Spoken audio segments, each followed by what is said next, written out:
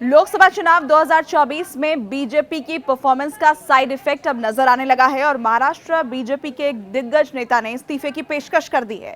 ये पूरी खबर क्या है इस वीडियो के जरिए मैं आपको बताऊंगी, इसलिए वीडियो के अंत तक आप बने रहिएगा। और न्यूज 18 इंडिया के हमारे यूट्यूब चैनल को अगर अभी तक आपने सब्सक्राइब नहीं किया है तो सबसे पहले हमारे चैनल को सब्सक्राइब कर लीजिए। साथ ही अगर ये खबर आपको पसंद आए तो इसे लाइक और शेयर करना ना भूलें।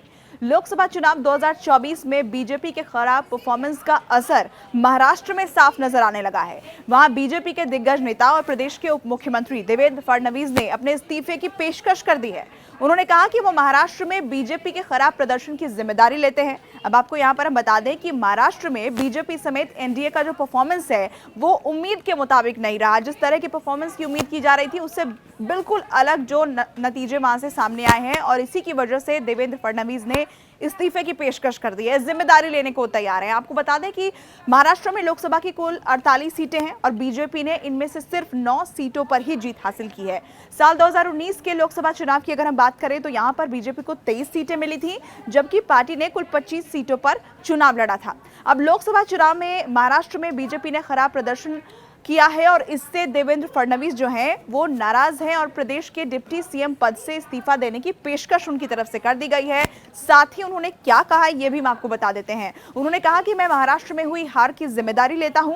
मेरा राष्ट्रीय नेतृत्व से निवेदन है कि मुझे महाराष्ट्र सरकार में जो पद मेरे पास है उसे मुक्त कर दिया जाए ताकि मैं पार्टी के लिए समर्पित होकर काम कर सकूं और उसे आगे बढ़ा सकूं। अब आपको यहाँ बताएं कि इस बार के लोकसभा चुनाव में बीजेपी ने शिवसेना शिंदे गुट और एनसीपी अजित पवार गुट के साथ चुनावी गठजोड़ किया था, गठबंधन उनका था। और 2019 के संसदीय चुनाव में बीजेपी का शिवसेना के साथ चुनावी गठबंधन था। उस वक्त शिवसेना जो है वो टूटी नहीं थी, डिवाइड नहीं हुई थी।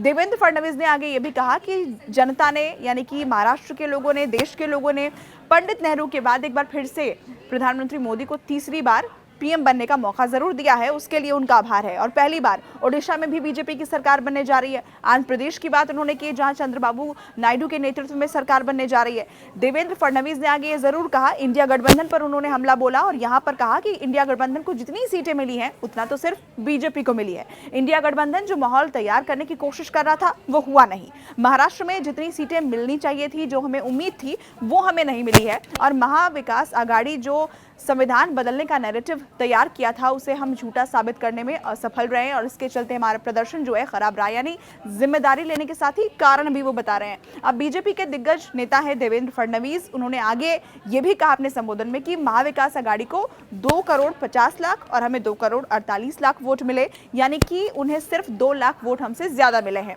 मुंबई में हमें 2 लाख जो मत हैं वो महाविकास आघाड़ी से ज्यादा मिले हैं। कई ऐसी जगह है जहां हम सिर्फ 4 या 6 हजार से हारे हैं, यानी जो हार जीत का अंतर है वो बहुत ज्यादा नहीं है, ये देवेंद्र फडणवीस यहाँ बताते हुए नजर आए।